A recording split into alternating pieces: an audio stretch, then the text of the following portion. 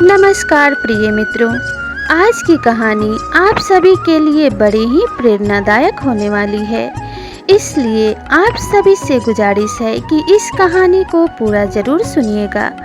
अगर आपने इस कहानी को गौर से और पूरा सुन लिया तो आप जीवन में कभी अपना धैर्य नहीं खोएंगे। विपरीत परिस्थितियों में भी आप हमेशा अपना संयम और धैर्य बनाए रखेंगे। हर व्यक्ति के जीवन में उतार चढ़ाव आते रहते हैं। कभी सुख आता है तो कभी दुख आता है। व्यक्ति जितना सुख में खुश होता है उतना ही दुख आने पे घबराने लगता है और उसे ऐसा प्रतीत होता है कि यह दुख उसके जीवन में हमेशा के लिए आया है और कभी नहीं जाएगा। पर ऐसा नहीं होता है। परमात्मा ने इस सृष्टि को ऐसे ही बनाया है कि समय का चक्र चलता रहता है। जैसे दिन होता है उसके पश्चात रात्रि भी होती है। ठीक उसी प्रकार से जैसे सुख आता है तो उसके बाद दुख भी आता है। ना तो सुख सदा के लिए रहता है और ना ही दुख सदा के लिए रहता है। इसलिए व्यक्ति को विपरीत परिस्थिति में भी धैर्य बनाए रखना चाहिए। ये सुख और दुख एक दूसरे के भाई की तरह होते हैं। कभी सुख आएगा तो कभी दुख आएगा। आज की इस छोटी सी कहानी को सुनने के बाद आप हमेशा विपरीत परिस्थिति में भी कभी नहीं घबराएंगे। तो चलिए इस ज्ञानवर्धक कहानी को शुरू करते हैं। बहुत समय पहले की बात है। एक घने जंगल में एक तोता रहता था। वह तोता अपने दो छोटे छोटे और प्यारे प्यारे बच्चों के साथ रहता था। तोता अपने बच्चों को पाकर बड़ा खुश था। वह हमेशा परमात्मा को धन्यवाद देता और उनकी सुंदरता देखकर मंत्रमुग्ध होते रहता था। तोता को ऐसा लगता था कि उससे सुखी इस दुनिया में कोई भी नहीं है और उसे अब किसी सुख की आवश्यकता नहीं है। परमात्मा ने उसे उपहार स्वरूप दो प्यारे प्यारे छोटे छोटे बच्चे दिए हैं, जिन्हें पाकर मेरा जीवन सुखमय हो गया है। और इसी प्रकार से तोते का अधिकांश समय अपने बच्चों की देखभाल में बीता करता था। वह अपने बच्चों के लिए अन्न की तलाश करके लाता, उन्हें खिलाता, पानी पिलाता और उनके साथ खेला करता था। इसी प्रकार से काफ़ी समय बीत गया और तोते के बच्चे अब बड़े होने लगे थे। एक दिन तोता अन्न की तलाश में अपने घोंसले से बाहर गया था। तभी एक शिकारी उस जंगल से होके गुजर रहा था।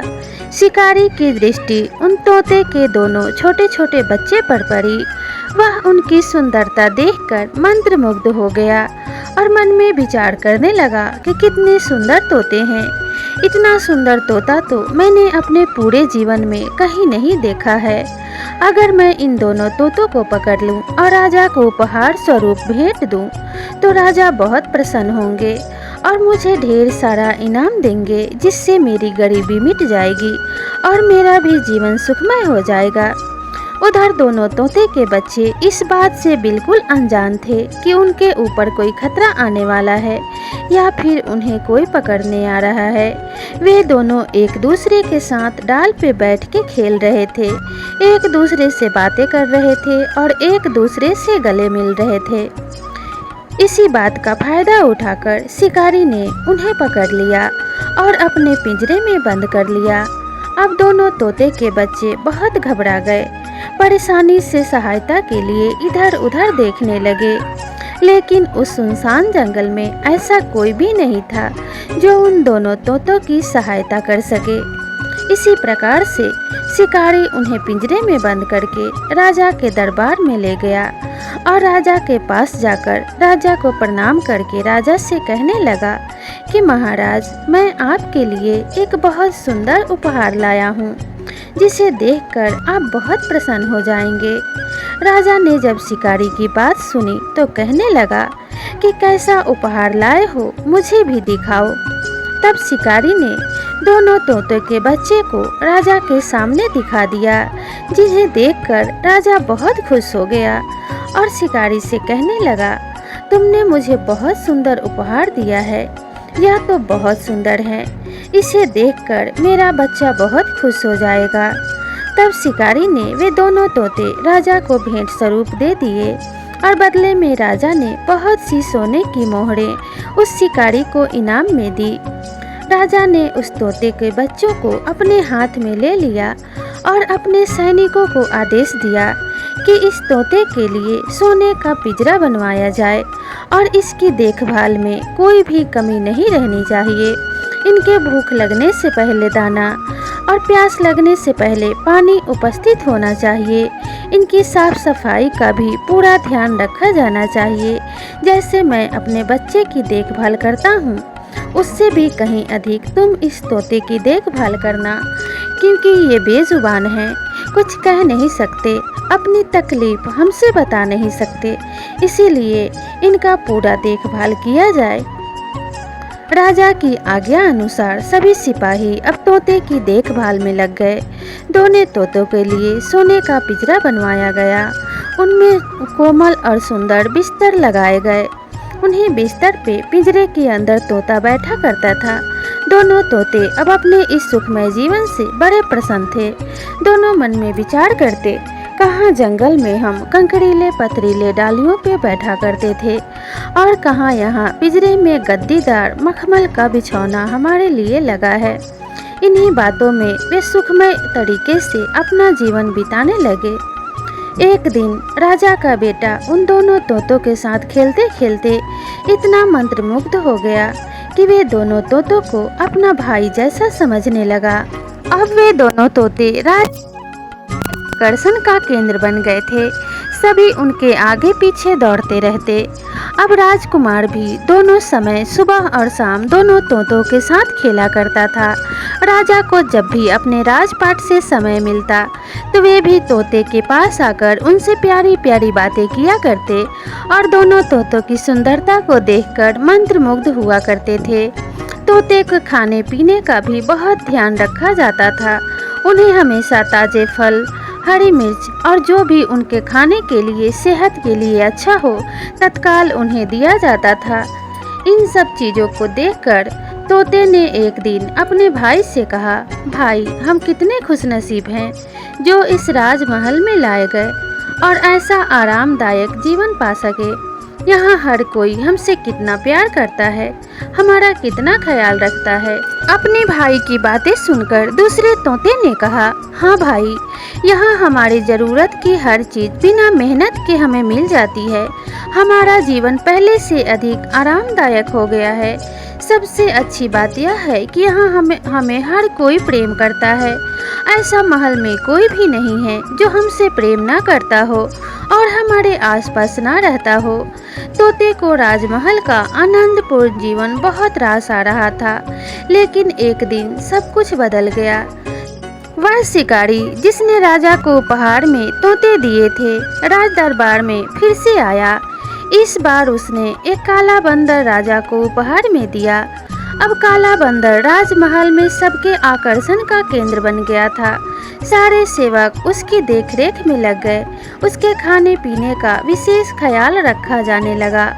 तोतों के प्रति सबने ध्यान देना बंद कर दिया। यहाँ तक कि राजकुमार भी अब तोतों के स्थान पर बंदर के साथ खेलने लगा। यह देखकर छोटा तोता बहुत दुखी था। वह बड़े तोते से बोला, भाई, इस काले बंदर ने हमारी सारी खुशियाँ छीन ली है। इसके कारण अब हमारे तरफ कोई ध्यान नहीं देता। अपने भाई छोटे तोते की बात सुनकर बड़ा तोता बोला, भाई, कुछ भी अस्थायी नहीं होता। समय हमेशा एक सा नहीं रहता। सुख के बाद दुख आता है और दुख के बाद सुख भी आता है। वक्त बदलते देर नहीं लगती। वक्त में इतनी ताकत होती है कि वह राजा को फकीर बना देता है और फकीर को राजा बना देता है। कब किसका अच्छा समय आ जाए और कब किसका बुरा वक्त शुरू हो जाए, इसे कोई नहीं जानता। इसलिए समय ने हमें जो भी दिया है उसे स्वीकार करना चाहिए और कभी नहीं घबराना चाहिए। जो समय के इस मार से घबरा जाता है वो अपना संयम खो देता है और जो संयम खो देता है उसे जीवन जीना बड़ा मुश्किल हो जाता है और ऐसे लोग ही हताश होकर अपने जीवन को भी खो देते हैं। इसलिए विपरीत परिस्थितियों में हमेशा धैर्य बनाए रखना चाहिए। तुम भी धैर्य बनाए रखो, हमारा समय भी अवश्य बदलेगा। तोते की बात सुनकर छोटे तोते ने भी सहमति में अपना सिर हिलाया। कुछ ही दिन बीते थे। बंदर तो था बहुत शरारती। एक दिन उसने महल में बहुत उत्पात मचाया, सेवकों को बहुत तंग किया। राजकुमार को भी उसकी हरकत से बहुत परेशानी हुई और राजकुमार बहुत डर गया। राजा को जब बंदर की इस करतूत के बारे में पता चली तो उसने उसे जंगल में छोड़ आने का आदेश दिया और कहा, इस बंदर को जंगल में इतनी दूर छोड़ाओ कि ये फिर से वापस ना आ सके। और सैनिकों ने राजा के आज्ञा का पालन करते हुए बंदर को एक घने जंगल में बहुत दूर ले जाके छोड़ दिया। उस दिन के बाद फिर से महल में सबके आकर्षण का केंद्र वे दोनों तोते बन गए। अब छोटा तोता बहुत खुश था। वह बड़े तोता से बोला, भाई हमारे दिन फिर से वापस आ गए हैं। हमारे दुख के समय बीत गए और सुख वापस आ गया। अपने छोटे भाई की बात सुनकर बड़ा तोता बोला, भाई इतनी खुशी मनाना भी अच्छी बात नहीं है, नहीं तो फिर से दुख आएगा तो तुम उसे सहन नहीं कर पाओगे। बड़ा भाई बोला, याद रखो मेरे भाई, समय कभी एक जैसा नहीं रहता, इसलिए जब समय साथ ना दे तो दुखी नहीं होना चाहिए। बुरा समय है तो अच्छा समय भी आएगा। ठीक उसी प्रकार से अगर जब खुशियाँ आए तो अधिक इतराना नहीं चाहिए। जो खुशियों का अहंकार करने लगता है और खुशियों पे बहुत इतराने लगता है, उसके जीवन में जब दुख आता है तो वह उसे सहन नहीं कर पाता। इसलिए हर स्थिति में धैर्य बनाकर रखना चाहिए। कोई भी चीज़ अस्थायी नहीं रहती, समय के साथ हर चीज़ बदलती है। इसलिए कभी भी इंसान को सुख और दुख में धैर्य का दामन थाम के चलना चाहिए। तो दोस्तों, आपको यह कहानी कैसी लगी आप हमें कमेंट करके ज़रूर बताएं। और अगर यह कहानी आपको अच्छी लगी हो तो ऐसी ही कहानियों के लिए और मेरे चैनल से जुड़े रहने के लिए मेरे चैनल को ज़रूर सब्सक्राइब करें। साथ में लगे बेल आइकन को भी प्रेस कर लें ताकि ऐसी ही ज्ञानवर्धक कहानियाँ आपको समय समय पर प्राप्त होती रहें और इससे आपको और आपके बच्चों को ज्ञान प्राप्त होता रहे। तो मिलते हैं इसी तरह की नई कहानी के साथ, तब तक के लिए नमस्कार।